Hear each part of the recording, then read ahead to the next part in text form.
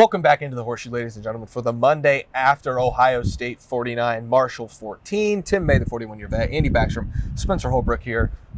It may rain on us, so this may be shortened. We don't know yet. We'll see what happens. But that might be good for the people, though. It's Monday morning, and that means we're going to break down Ohio State Marshall a second time before we get on to Ohio State at Michigan State up in Spartan Stadium next weekend. Andy, you've watched the game again. What was your big takeaway on the rewatch? I think this was a good test for the Ohio State defense because Stone Earl played a pretty good game for Marshall before he got knocked out of the game. Yes. And he stretched this defense. A lot of times it was one read and go, either throw the ball or run. And it spread out the Ohio State defense. And there were a little bit of a crack here and there for him to get some room and run. And then also make some pretty darn good throws along the way. So I think, yes, Marshall only scores 14 points, but there was a point there where they were in the game in the first half. And I think it was a good thing for this defense to face some adversity, to build off of that this week. You're preparing for Aiden Childs in Michigan State, who's also very athletic, very mobile, and yes, can be reckless at times, but I think having that experience now, you played a quarterback in Taj Bullock in week one, Akron, that could run a little bit now. You've played Stone Earl and Marshall. You're building up to someone like Aiden Childs, who's probably more athletic than both of those guys, and it's probably a good test for that defense to have had last weekend. Yeah. And Taj Bullock and Stone Earl also got banged up pretty good playing against Ohio State's defense. I agree with you. Aiden Childs, for Michigan State has been inconsistent, which has been a problem for them offensively. When he's been on, he's been really on. But this was a good setup. I mean, for one other term, a good stepping stones and in stair fashion leading into the Big Ten, in my opinion, because I thought Marshall was a better team than Western Michigan from a talent standpoint, and then Western Michigan better than Akron from a talent standpoint. So I think Ohio State got pretty much everything it could get out of these first three games, considering the outmatched or overmatched situation here we're going into. What would trouble me from a defensive standpoint is how they messed around and gave up that touchdown just before halftime to Marshall. That's a good coaching point, whip, whatever you want to call it, for Jim Knowles, Ryan Day, and the rest of the people who run things defensively. Because otherwise, second half, they stoned Marshall after Stone Earl couldn't play anymore. And so that's my takeaway. Is it's still a 49-14 victory, and was impressive, especially in the second half. Yeah, I thought it was the perfect, as we get some airfare coming over the stadium, as always. It's the Horseshoe. It's like Shea Stadium, man. Yeah, unless it's a game day, there's going to be planes flying over. I thought it was the perfect defensive test for Ohio State because there was never a point in the game where I thought to myself, to anybody, that Ohio State was going to lose.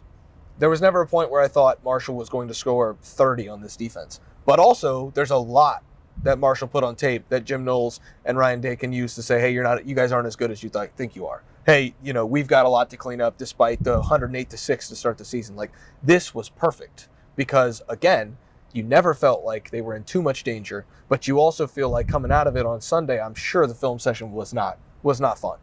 And especially for the defensive line, which I do believe that the defensive ends were taking a more conservative approach by design. Sure looked like it. Because they weren't getting home.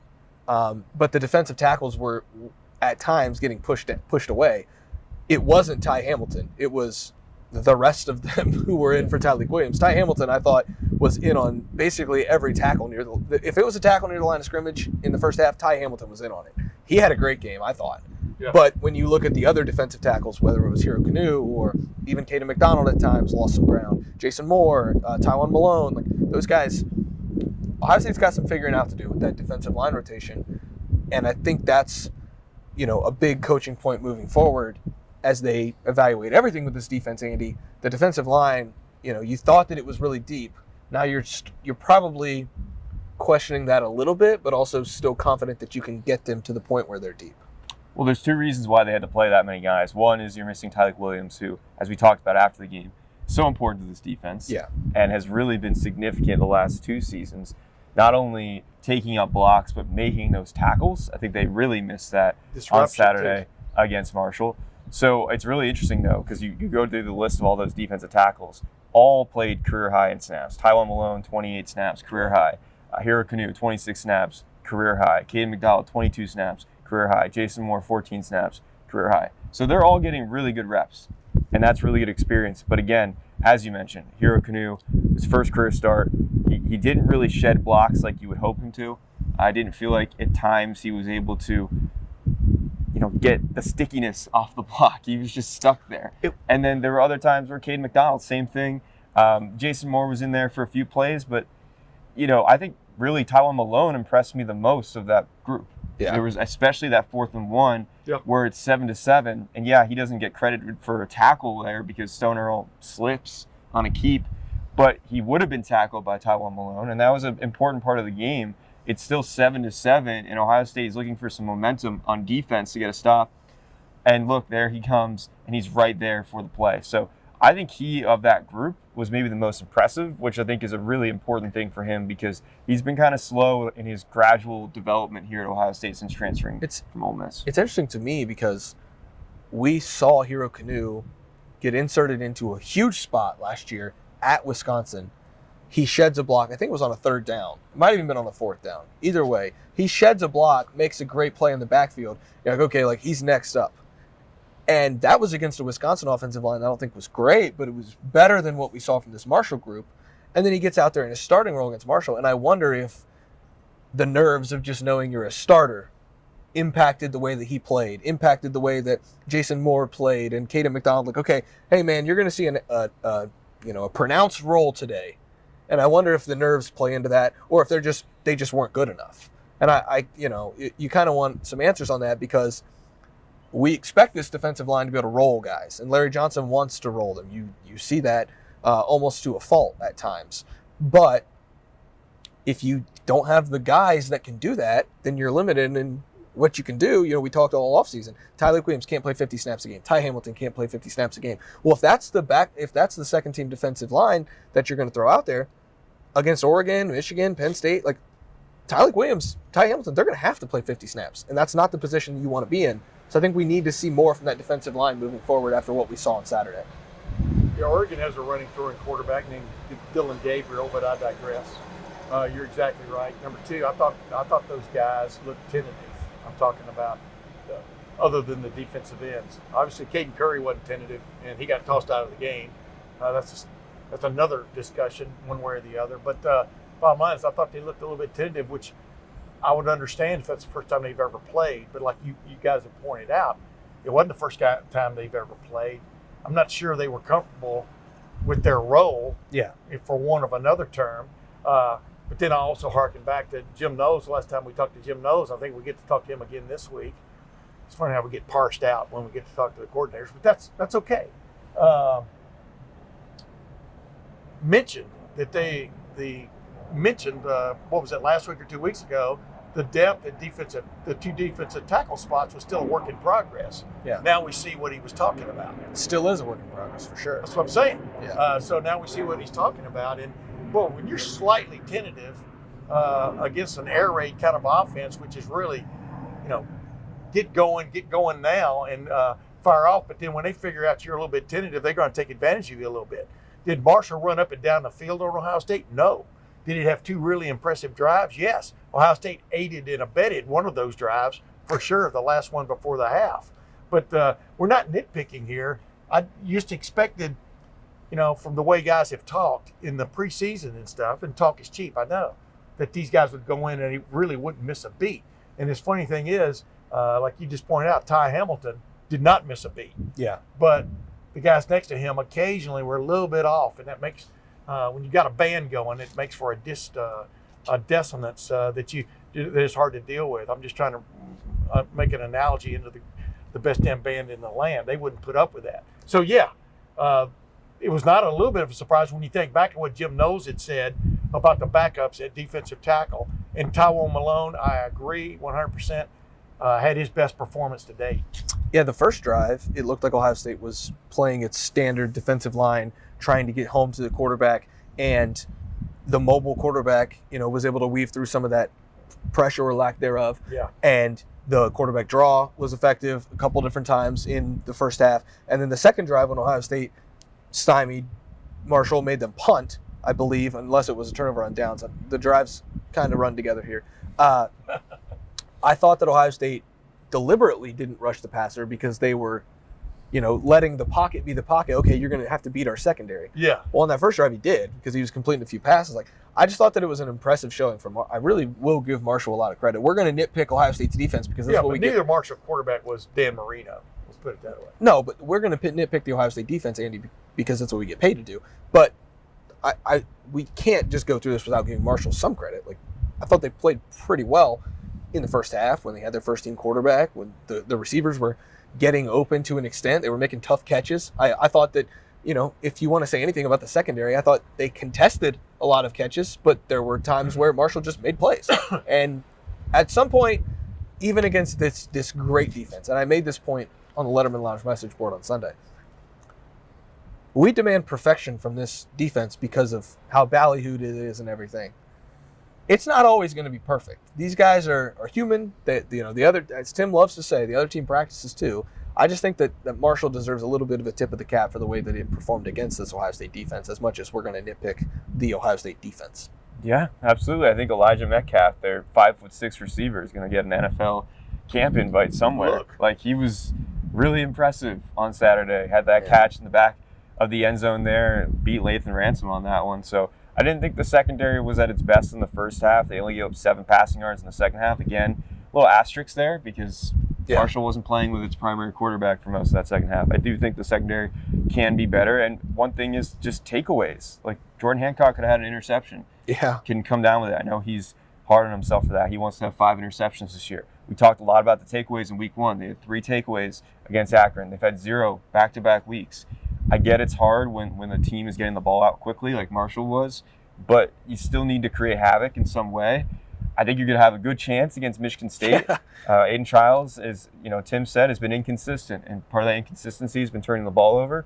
I think if you're the Ohio State defense, you need to get back to forcing turnovers this week against Michigan State. It's the case of if you come down with a case of the common we can't turn the ball over, Aiden Childs seems like the penicillin for that.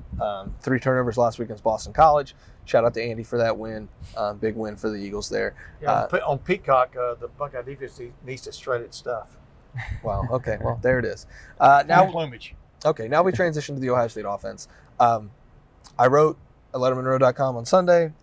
Tim wrote about Quinshon Judkins. I wrote about the explosive, efficient, balanced attack. Ohio State had 280 yards on the ground, 289 yards through the air.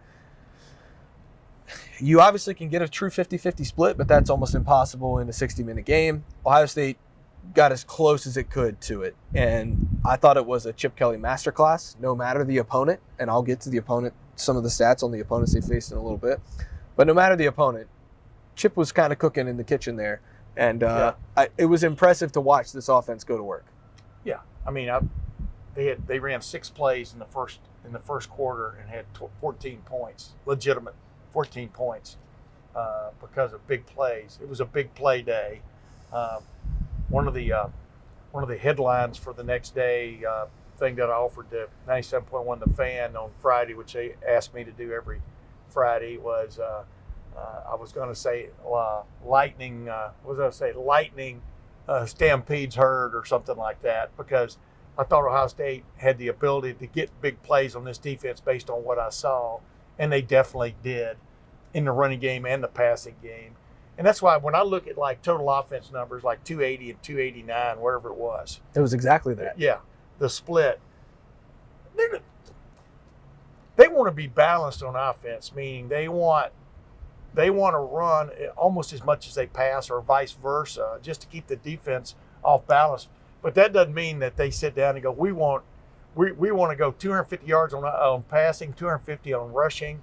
If we don't get that, we're disappointed. You understand what I'm saying? Urban Meyer used to talk a little bit like that. But those were goals. Yeah. Those were goals. Yeah. Is the point. The point is you want to be balanced to the extent. And Emeka Egbuka talked about this. A story I wrote for you, I think for today. Yep. This morning is that you want the defense going. What's coming next? You Yeah. know, they had that going for them on Saturday. That was, like you said, from a Chip Kelly masterclass. That was what they accomplished against a defense that's not as good as some of the defenses they're going to see down the road. We've said that for 3 weeks now, right? No. But the point is, the mix was there, and boy, did they take advantage of it. And boy, did Quinshon Judkins run like a wild man. I mean, just a wild man with a thought. Yeah. I mean, it was crazy how good he looked. And when I went back and watched the video of it, how even better he looked running the ball, because, you know, it's like a buzzsaw coming at defenses when he gets up ahead of steam. As I said in the first game when he had one, it was like the spokes of a motorcycle. You wouldn't want to stick your hand in there. Yeah. You know, if you can't full body him up, you don't want to hit those legs. And you could see that going for him on Saturday. But Travion Henderson, if Quinshon Judkins didn't even play on Saturday, they still had a tremendous play by their other running back, Travion Henderson. Yeah. One of his runs was just a piece of work. And so that's what they really got going for them. I think they have established this run game like they wanted to in these first 3 games based on the way they finished the season last year. I think that is still a work in progress, but you can see the tower rising. Yeah, I need to see a lot more, because I just was like, okay, they've played these 3 non-conference opponents. Who were they playing against? Well, Akron's number 116 against the run through the first month of the season. Now, Akron's played Ohio State, Rutgers, and South Carolina, 3 teams that established the run pretty well. So maybe that will improve as they get into MAC play. They've played Western Michigan, who, if Akron's 116th against the run, Western Michigan is 115th against the run. And you go to Marshall. Okay, well, Marshall's probably better than that. Well, Marshall's 110th against the run. And they played a Virginia Tech team that doesn't really run the ball all too well. They're not last.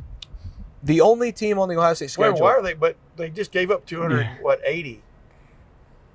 Or what was it? Which one was which? 280 rushing, 289 passing. 280 rushing. Yeah, they just gave up 280 to Ohio State. Right. That's going to skew. No, skew your stats. That's the point I'm going to make here. Is that okay. The only run defense through 1 month of the year that they're going to face that's anywhere near this is Purdue, which is 131st, and that comes in November, in a game that the CW might not even want to show. Like, that's going to be Peacock. Yeah, I don't even know if people want to pay for it. That'll be a massacre. But the next best, or the next worst, is Oregon at 69. So, like, this Ohio State team is going to face a lot of good run defenses in the coming weeks. So, as good as this Ohio State run game is, and as good as I know the 2 running backs already to be, I still feel like we have to wait to see just how good this run game is, because the competition, of course, the competition in all regards has not been great. Yeah. But in run defense, especially, Andy, this competition has been bad. Yeah, I think we can only go off of what we've seen. Yeah, and what we've seen. That's Right. That's the push-pull, right? Right. No, it's a valid point. I think that goes across the board for this offense. So you can say that Will Howard, we still haven't seen him play against an elite secondary. Yeah, he can mess with you. Exactly. So, like, I think that is a good qualifier for the entire discussion. But for what we've seen, the run game has been really impressive and much better than last year. And the reason I say that is because it feels like the offensive line has taken that needed step as far as connecting on those second blocks to the second level. It feels like Mick Marotti deserves a shout out for what he did with this offensive line group in the offseason. They look more athletic. They look faster, climbing up the field. I mean, look at the first touchdown of the game against Marshall with Emeka Ibuka racing to the end zone, 68 yards. Seth McLaughlin is way up there. Josh Fryer is way up there. Like, you have guys that are consistently getting to that next level. We just didn't see that a lot last year. And if they were getting to that next level, they were missing that second block. There's been a ton of successful combo blocks, double team blocks, like the touchdown run for Quinshon Judkins, 86 yards. It was off 2 double team blocks. Yeah. And by the way, that was a tour de force, as I called it. Yeah. Unbelievable. That was perfect blocking, zone blocking on that play. And I think Austin Sareveld, of all people, his first play of the game, sealed that runway.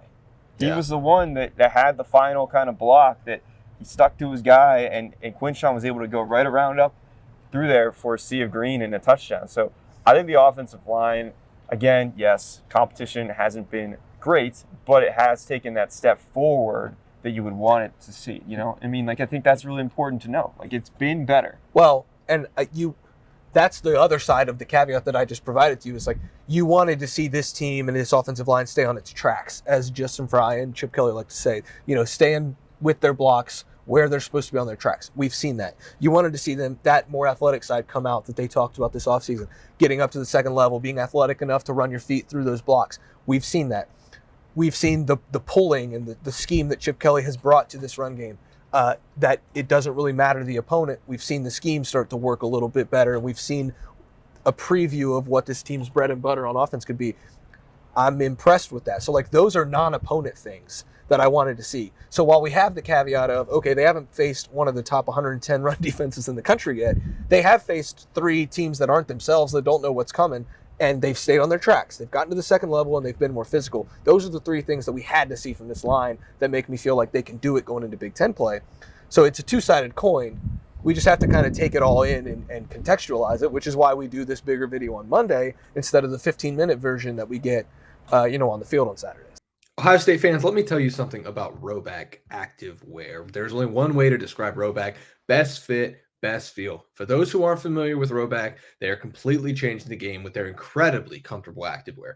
Rowback just released their new game day collection, and it's awesome. With novel polo designs and clean hoodie and Q-zip designs for some of your favorite schools, it's definitely worth checking out.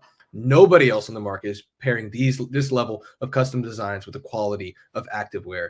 Rowback does it better. Rowback's everyday short are the perfect pairing as well. They are comfortable, have an elastic waistband, and great fabric that is made to have the appearance of a nice short, but the comfort of athletic shorts.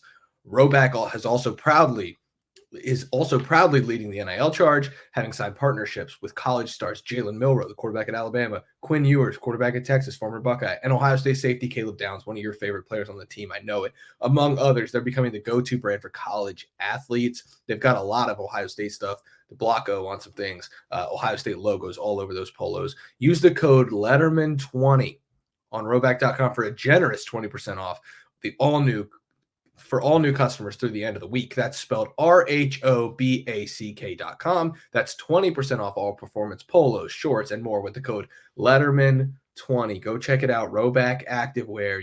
Enter the code Lettermen20 for 20% off your first purchase from our friends over at Rowback. I've been rocking the Rowback hoodie for a long time.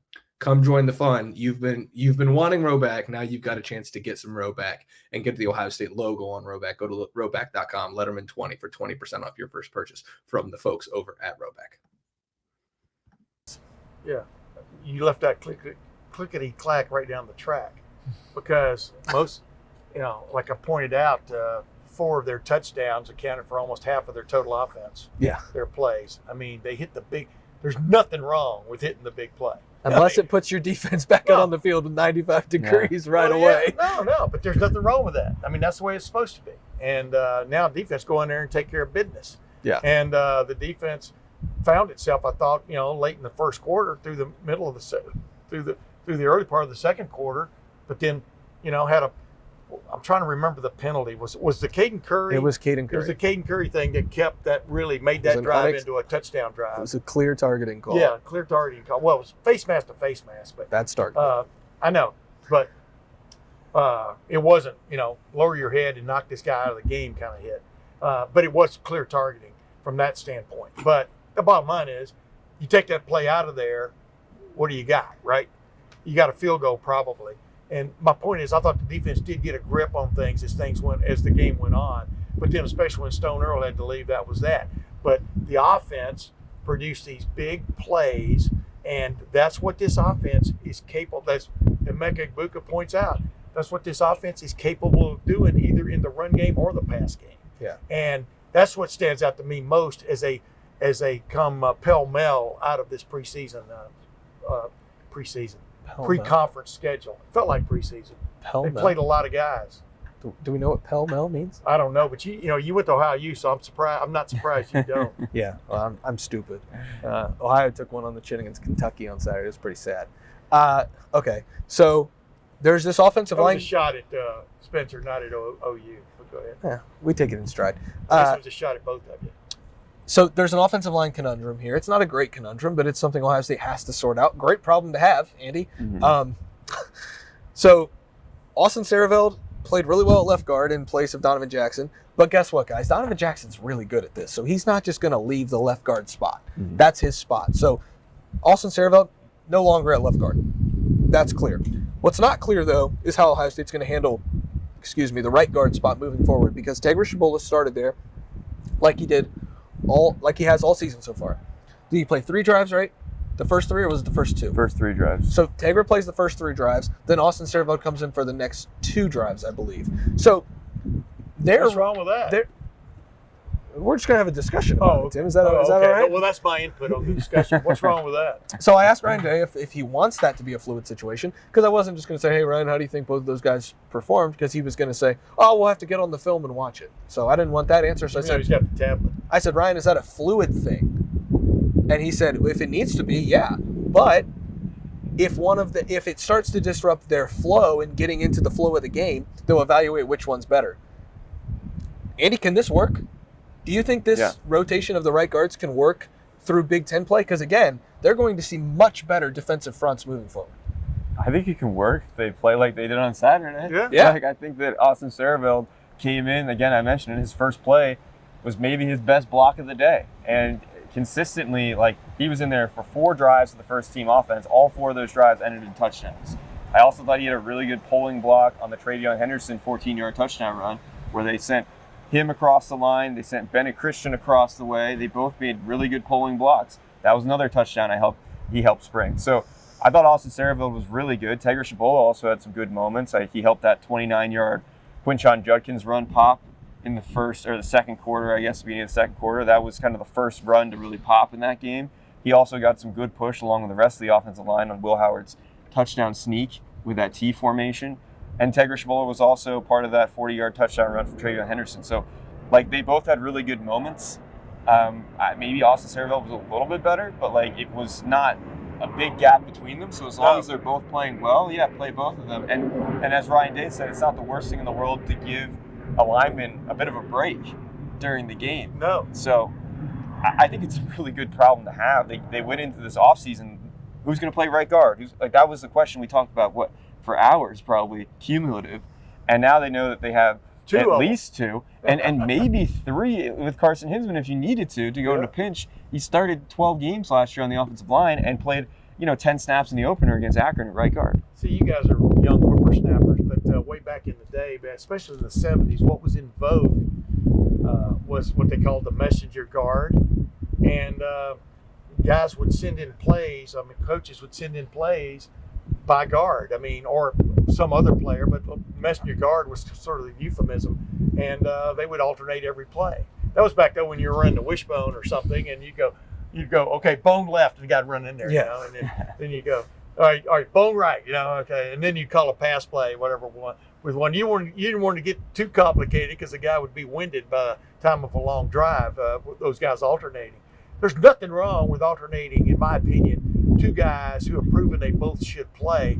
I think that's the point. I think that's where Ryan Day is happiest, is being able to say that, because they alternate defensive linemen all the time, and why not, give a guy a little bit of a spell to catch his breath, whatever you call it, see the game, because they're both first-time starters, Tegra Shabola and Austin Servo. Let them watch the game, what's going on. They might have a better handle on what's going on from watching it from the sidelines a little bit and seeing what the other team is trying to do to you. So I think it's a luxury to be able to play 2 guys and produce almost 600 yards of total offense again. Well, it's a revelation for this program, considering what it trotted out there at offensive line last year, that they've got all of a sudden too many offensive linemen that could be in the starting 5 that they have to rotate, considering they barely had 5 that they were confident in this time a year ago. So, it is kind of what a difference a year can make. What a difference a year of development under Mickey Marotti and Justin Fry and Mike Soleni and Tim Drevno and Chip Kelly. Like, that staff has done a remarkable job with this set of offensive linemen. It's pretty impressive to see. That's a coach per player almost. Yeah, it is, but it's, I guess the adage of, I guess the adage of it takes a village applies to the offensive line, because they've got a lot of, hands dipping into that cookie jar, but it all seems to be, everybody keeps seeming to come out with chocolate chip instead of oatmeal raisin. So, it's like, if it's working, it's working. I do wonder, it's just inferior cookie compared to. When you get my age, though, that's the one you have to eat. Yeah, that's true, because he's old. So I just give a lot of credit to this, but I also wonder, can this work at Oregon? Can this work when you're playing Mason Graham and Kenneth Graham? at Michigan? Honestly, I don't know, because you're going to want a guy to get comfortable in there, understand everything. If it works, it works. I'm just curious, and I'm curious if they decide to land on one of them eventually, which one it'll be.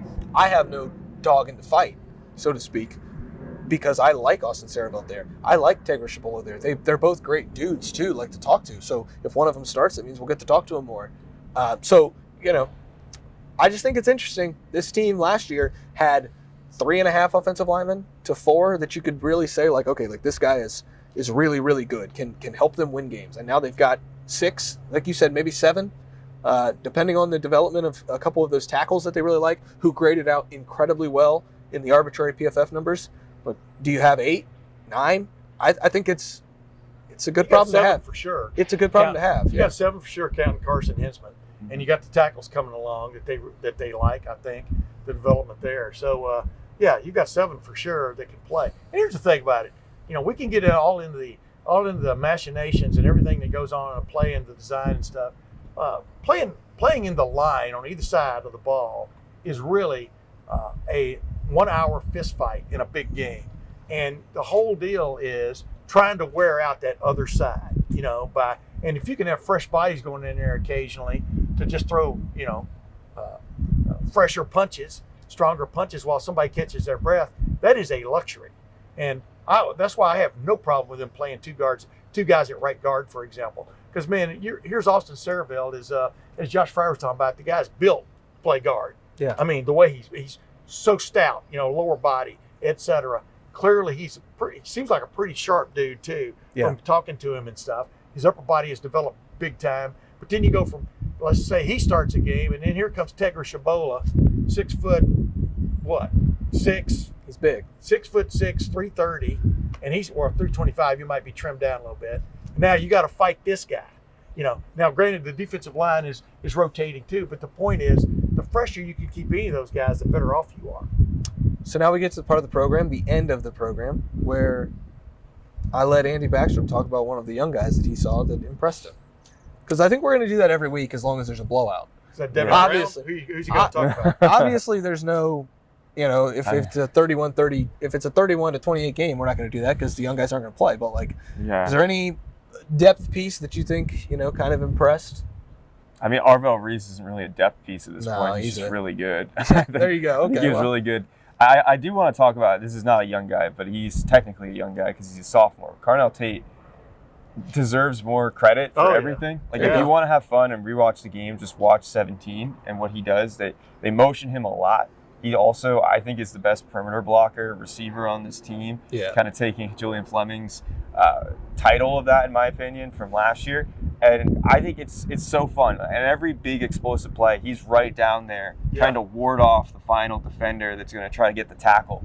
He is hustling. He's buying in. I asked Emeka Egbuka about it after the game. He said it's a will and want to do that. And Carnell Tate has bought into that. By the way, he's also had 4 or 5 catches every game, too. He's not breaking the century mark in the receiving yardage department yet. And he's 3rd on the team in terms of, receptions and receiving yards behind Egbuka and Jeremiah Smith.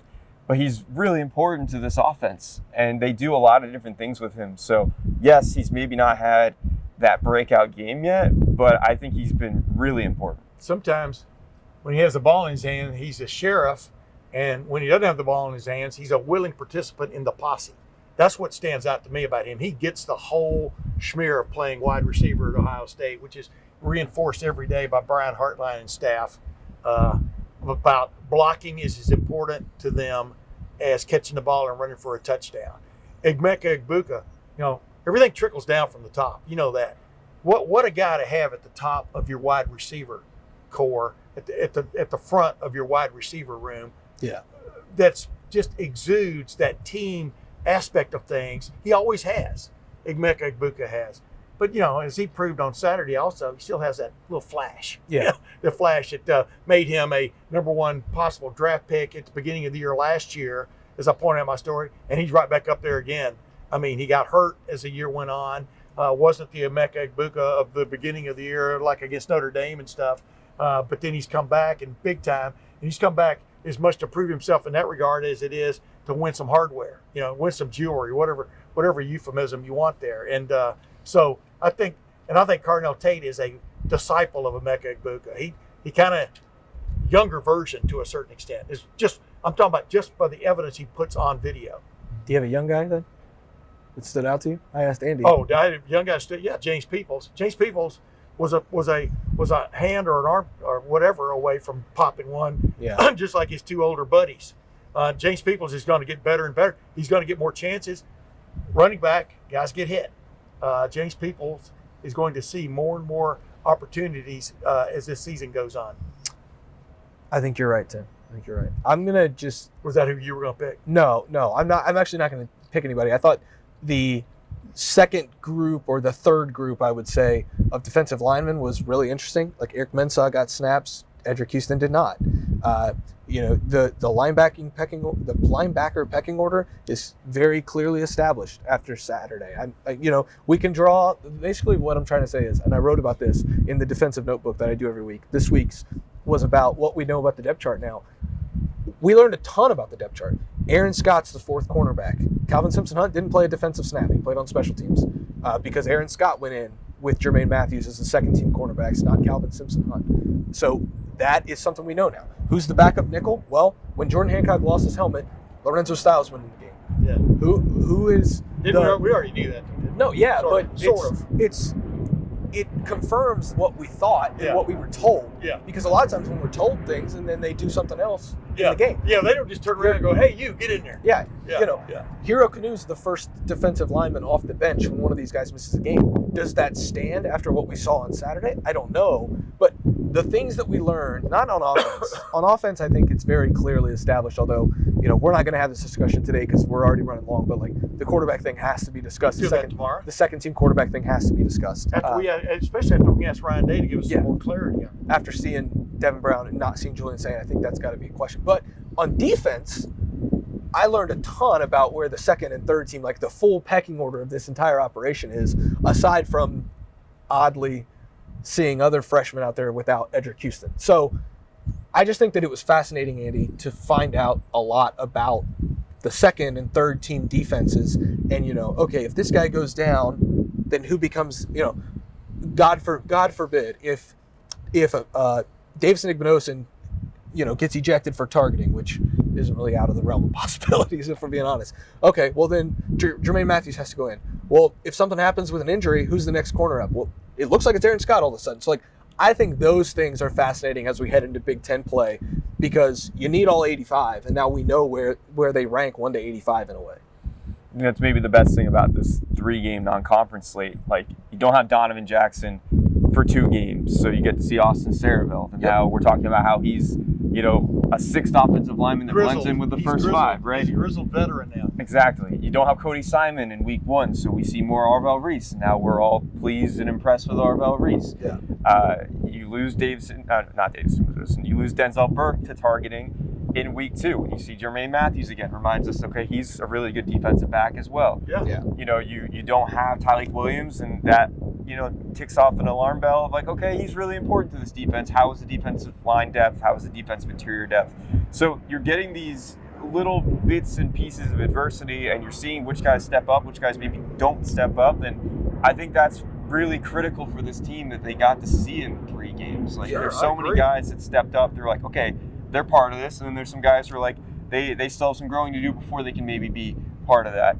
Lorenzo Styles is another guy that is important to this team now. And going into the year, we didn't know how much he'd play. Now he's a staple on special teams. He's been special teams player of the week 2 out of the 3 games. And he's backup nickel. So I think that is a huge gain for this team through 3 games. Agreed. Yeah, a lot to learn still about the Buckeyes as they head into Big Ten play, including we now know who the backup kicker is because of some special teams blunders. Is he the backup, though? That's a question for Ryan Day. Lettermen Row will be back in the Woody Hayes Athletic Center on Tuesday afternoon for Ryan Day's press conference. A lot of questions to get to for the head man himself. A lot about the defensive rotations, a lot about the offensive line, a lot about special teams. Ryan Day wants to put an emphasis on special teams. When it looks as bad as it did on Saturday, we've got to ask about it. So we'll be there on Tuesday for Ryan Day's full press conference in the Woody. Tim May will be there. Andy Baxter will be there. Spencer Holbrook, that's me. I'll be there. Then on Saturday, we're going to hike our you know what's up to East Lansing. Watch Ohio State, Michigan State in prime time on the Cock. So we'll be there, provide full coverage from Spartan Stadium. Until then, just go to lettermenrow.com, hang out with us in the Letterman Lounge message board, subscribe to the YouTube channel below, like the video below. It really helps us out. For Andy, for Tim, I'm Spencer. This is The Horseshoe. We'll see you guys over in the Woody on Tuesday. We'll see you guys over at lettermenrow.com.